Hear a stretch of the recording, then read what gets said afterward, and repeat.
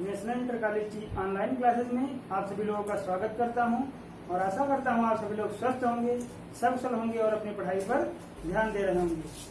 आज हमारा टॉपिक है कक्षा 12 की बैंकिंग में हमारा टॉपिक है हुंडी। इससे पहले हम इसमें बैंकिंग में विनिमय विपत्र, प्रतिज्ञा पत्र, चेक का रेखांकन ये सब टॉपिक जो है देख चुके हैं, पढ़ चुके हैं। आज हम देखते हैं हुंडी। हुंडी क्या है? हुंडी जो है, हुंडी का प्रचलन भारत में प्राचीन समय से होता आ रहा है। प्राचीन समय से होता आ रहा है। इनका प्रचलन प्राचीन समय से भारत में होता आ रहा है। ये जो हुंडी है ये प्रांतीय भाषा में लिखी जाती है। प्रांतीय भाषा में लिखी जाती है क्योंकि ये जो हुंडियां हैं ये जिस प्रांत में जो भाषा प्रचलन में हो, जो भाषा चल रही हो, वही उसी भाषा में हुंडी लिखी जाती है। और इनका प्रयोग जो इनका प्रयोग जमींदारों एवं व्यापारियों द्वारा किया जाता है। इनका प्रयोग जमींदारों एवं व्यापारियों द्वारा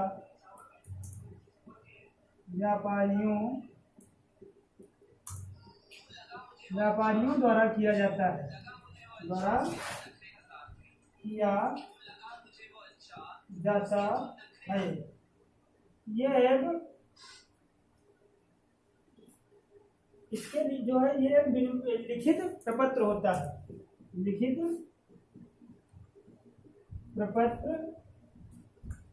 प्रपत्र की भांति होता है। जैसे हमने विनिमय विपत्र बताया था उसी प्रकार होता है।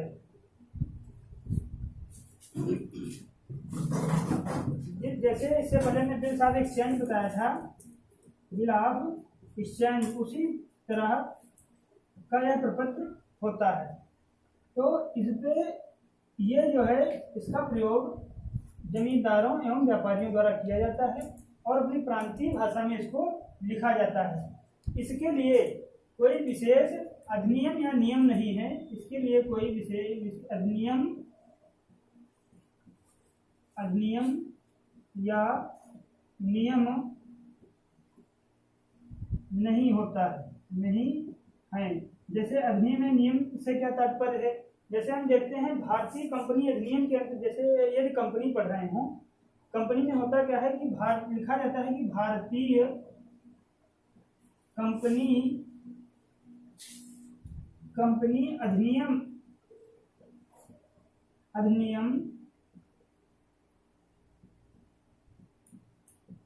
अभी तक भारतीय कंपनी अधिनियम क्या चल रहा था? 1956। लेकिन अब भारतीय कंपनी अधिनियम 2013 चल रहा है। तो जो भी यदि ऐसा कोई नियम है तो ये भारतीय कंपनी की कोई बात है तो भारतीय कंपनी अधिनियम के अंतर्गत उसके नियमों के अनुसार कंपनी को समस्त कार्य करने पड़ते हैं और उन्हीं नियमों के अनुसार उसको चलना पड़ता है। लेकिन जो ये हुंडी है इसमें कोई अधिनियम एवं नियम नहीं होते हैं। कोई भी अधिनियम या नियम नहीं है। यह केवल परंपरा के अनुसार इसको चलाया जाता है। परंपरा के अनुसार इसको लिखा जाता है। परंपरा के अनुसार ही यह मान्य होती है। अनुसार यह मान्य है। जैसे यदि किसी जमींदार ने किसी को पैसे दिए और फिर उससे पैसे वसूल करना है तो ये उनको लिखित रूप से जमींदार जो है, जो ऋणी है, जिसको ऋण दिए हैं उसको लिखित रूप से पत्र भेजेगा और ये जो ऋणी होगा वह मान्य भी करेगा। हालांकि इसमें कोई नियम या अधिनियम नहीं है कि उसको मान्य करना ही चाहिए, लेकिन अभी प्रथा के अनुसार इसको मानना पड़ेगा। ये मान्य होता है। और इनकी धनराशि का जो लेखा है, देखिए जो इसके पहले ने विनिमय विपत्र बताया था, विनिमय विपत्र, उस पे जो धनराशि लिखी होती थी वो इधर, जैसे ये विपत्र बना होता था ऐसे, तो इधर बाएं साइड धनराशि लिखी होती थी, 500 रुपये, 5,000 रुपये, जो भी लिखे होंगे यहाँ पर लिखे होते थे। लेकिन जो हुंडी है, हुंडी पर हम कई जगहों पर, हुंडी पर जो है धनराशि कई जगहों पर लिखी जा सकती है। इसको कई स्थानों पर, कई जगहों पर जो पत्र होता है उसके कई जगहों पर, कई स्थानों पर लिख सकते हैं, लिख सकते हैं। ये है हुंडी। तो हुंडी समझ में आया होगा कि प्रचलन, इसका प्रचलन जो है काफी समय से, प्राचीन समय से भारत में हो रहा है और यह प्रांतीय भाषा में लिखी जाती है। इनका प्रयोग जमींदारों एवं व्यापारियों द्वारा किया जाता है। यह एक लिखित प्रपत्र होता है, जिस प्रकार अन्य विपत्र होते हैं, प्रपत्र होते हैं, उसी प्रकार यह लिखित प्रपत्र होता है। और इसके अंतर्गत इसमें कोई अधिनियम या नियम नहीं है, परंपरा के अनुसार यह मान्य है। कई स्थानों पर इसके जो है कई स्थानों पर धनराशि लिखी जाती है, लिखी होती है, धनराशि लिखी होती है। और ये परंपरा में होने के कारण साध्य विलेखों में इसको माना गया है। परंपरा के अनुसार ही से साध्य विलेख माना जाता है, माना जाता है। तो ये हो गया हुंडी। अब इसके आगे हम देखते हैं हुंडी की परिभाषा।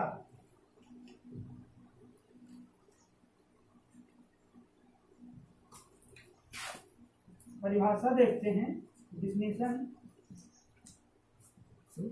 हुंडी जो है वह लेखक द्वारा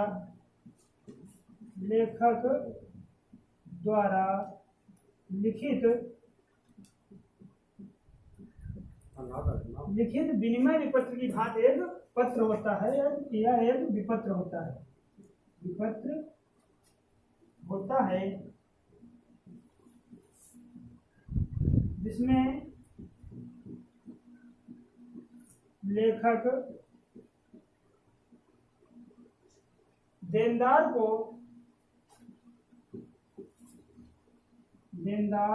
को आदेश देता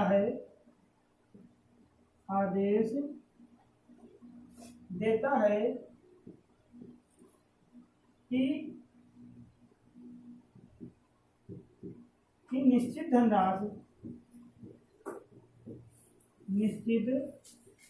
धनराशि स्वयं को, यानी कि उसको, जो लेखक है उसको या उसके आदेशानुसार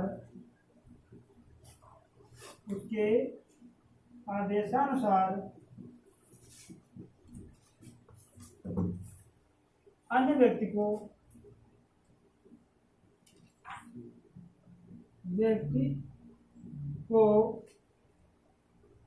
या फिर धारक को प्रदान करे।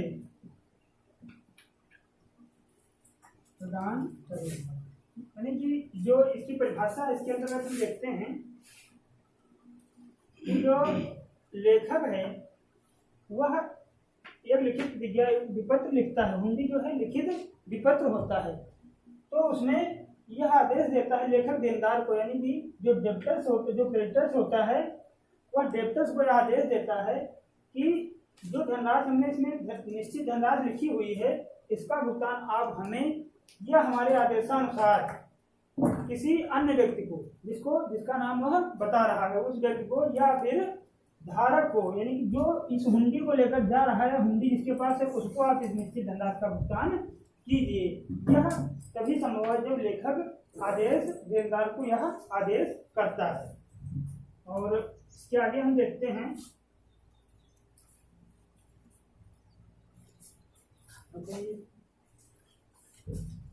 इसके आगे देखते हैं चलिए देखते हैं हम भाषा, इसके अंतर्गत हुंडी की विशेषताएं या लक्षण, कैरेक्टरिस्टिक ऑफ हुंडी। इसके अंतर्गत देखते हैं इसकी क्या क्या विशेषताएं हैं या क्या इसमें लक्षण हैं। तो इसकी जो भाषा होती है, इसकी भाषा यह भारतीय भाषा में लिखी जाती है। और भारतीय भाषा में भी जो प्रांतीय भाषा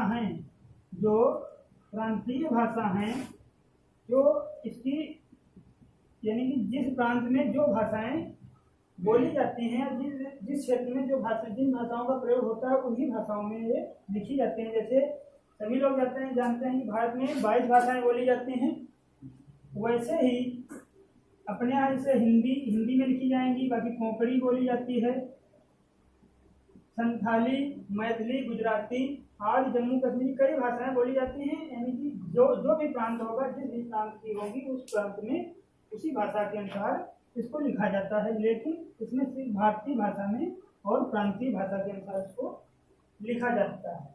एंड नेक्स्ट है, इसके आगे है अगला जो पॉइंट है वह है प्रारूप।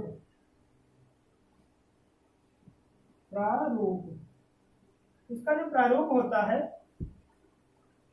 तो इसका प्रारूप निश्चित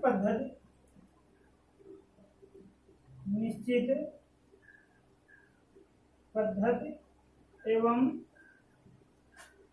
पत्र की भांति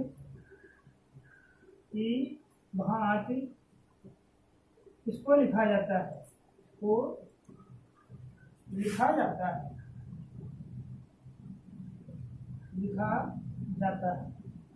जैसे आप सभी लोग देखते होंगे, जैसे पत्र लिखा जाता है और उसी पत्र की भांति निश्चित पद्धति में एक जो है इसकी पद्धति निश्चित होती है, उस पद्धति के अनुसार इसको लिखा जाता है। यानी कि पद्धति निश्चित का मतलब है किन किन शब्दों का प्रयोग करना चाहिए, कितनी भाषा हमको इसमें लिखनी चाहिए, जिससे कि अपने काम को जो है सही तरीके से निकाला जा सके। तो ये निश्चित पद्धति में पत्र की भांति लिखा होता है। तीसरा है, अगला पॉइंट है इष्ट देव। क्योंकि भारतीय भाषा में लिखी जाती है, इसलिए इसको लिखने से पूर्व किसी इष्ट देव का नाम लिखा जाता है। किसी इष्ट देव का नाम लिखा जाता है। जैसे देखते होंगे कि जब पत्र वगैरह लिखा जाता है या कोई भी प्रपत्र लिखा जाता है, तो उसके ऊपर इष्ट देव का नाम मतलब श्री गणेशाय नमः लिख दिया जाता है। श्री गणेशाय नमः या श्री लक्ष्मी जी सदा सहाय हो, ऐसे शब्द लिख दिए जाते हैं। ये इष्ट देव का नाम लिख करके इसको लिखना प्रारंभ किया जाता है। किसी न किसी इष्ट देव का नाम लिखने के बाद इसको लिखना प्रारंभ करते हैं। अगला पॉइंट है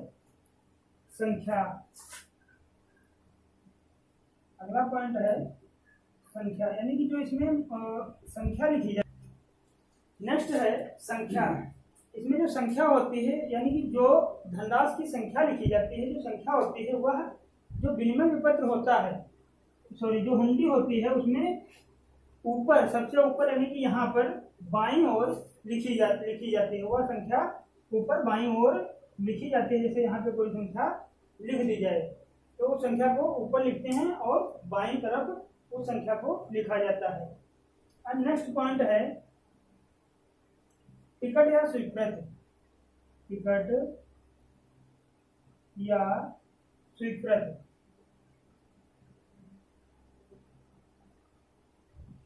टिकट या स्वीकृत से तात्पर्य यह है कि इससे मूल्य के अनुसार, धनराशि के अनुसार टिकट लगाया जाता है एवं उसी के अनुसार उसको स्वीकृति प्रदान की जाती है। जैसे कि हम इससे पहले बिल ऑफ एक्सचेंज में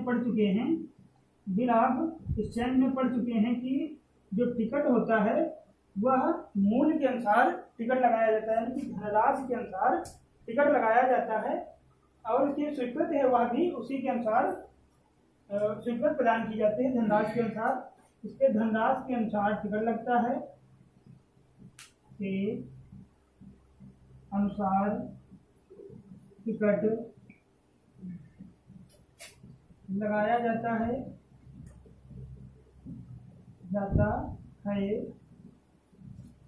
तथा स्वीकृति प्रदान की जाती है, तथा स्वीकृति प्रदान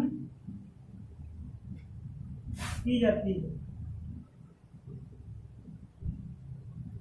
जितनी अधिक धनराशि होगी वैसा टिकट लगाया जाएगा, उतनी ही अधिक कीमत का, और वैसी ही स्वीकृति प्रदान की जाती है इसमें। और उसी प्रकार से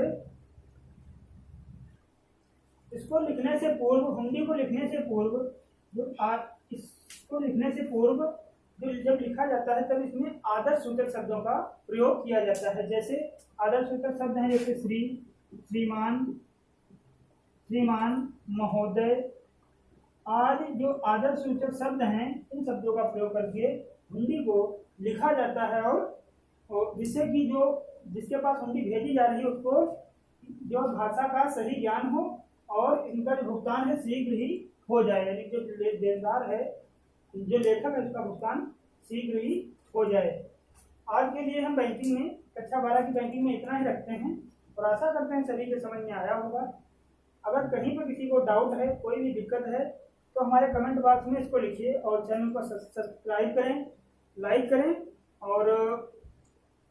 और हम अगले दिन किसी अन्य टॉपिक के साथ आप लोगों के सामने उपस्थित होंगे। धन्यवाद।